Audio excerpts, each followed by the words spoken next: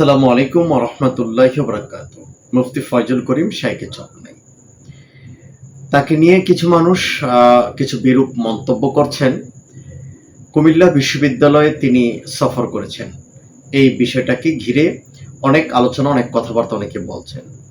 কিছু মানুষ, কিছু ভাই তিনি মুফতি ফয়জুল করিম সাহেবকে মূর্খই বলে ফেলেছেন, যে তিনি মূর্খ, তিনি এই বিশ্ববিদ্যালয়ে গিয়ে কি করবেন।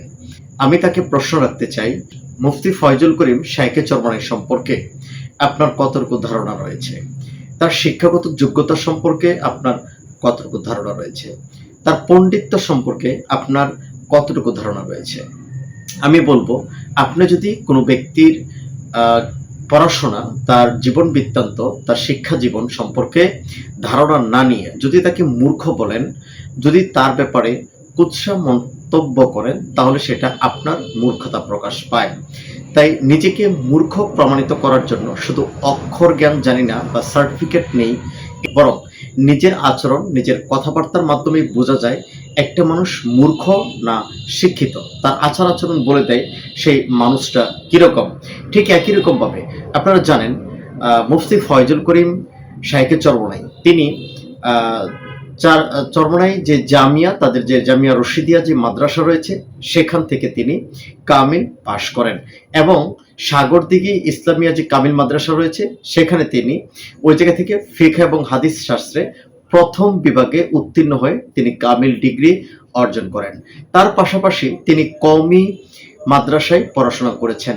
শুধু পড়াশোনা করেছেন এটাকেই শেষ নয়, কওমি অঙ্গনের সর্বোচ্চ ডিগ্রি এবং সর্বোচ্চ মাদ্রাসায় তিনি পড়েছেন। আমরা জানি আল্লামা আহমদ শফি হুজুরের যে মাদ্রাসা চট্টগ্রাম হাটহাজারী, তিনি সেখানে পড়েছেন।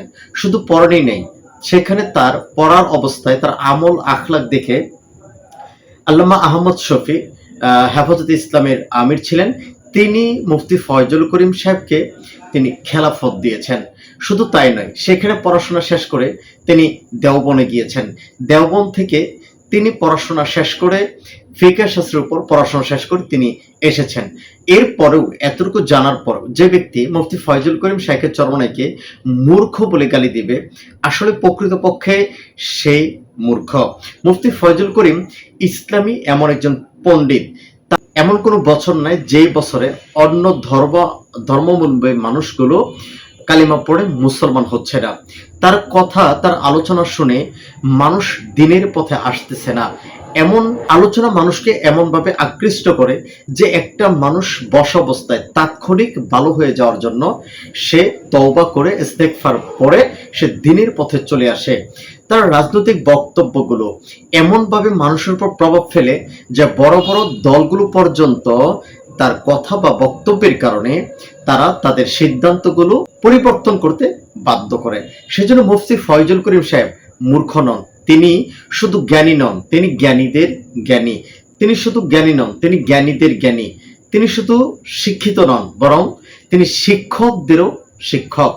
তিনি শুধু একজন পাঠক নন, তিনি একজন লেখকও। তার জ্ঞানের তুলনা হয় না। বাংলাদেশের জন্য মুফতি ফয়জুল করিম একটি বিরাট সম্পদ। আমরা এই সম্পদকে আগলে রাখতে চাই, তার মূল্যায়ন করতে চাই। আপনারা যারা তার অবমূল্যায়ন করতে চান, ক্ষতি করতে চান, আপনারা নিজে ক্ষতিগ্রস্ত হবেন। কিন্তু মুফতি ফয়জুল করিম শাইখে চরমনাইয়ের ইনশাআল্লাহ এক বিন্দু পরিমাণ ক্ষতি হবে না। আসসালামু আলাইকুম ওয়া রাহমাতুল্লাহি ওয়া বারাকাতুহু।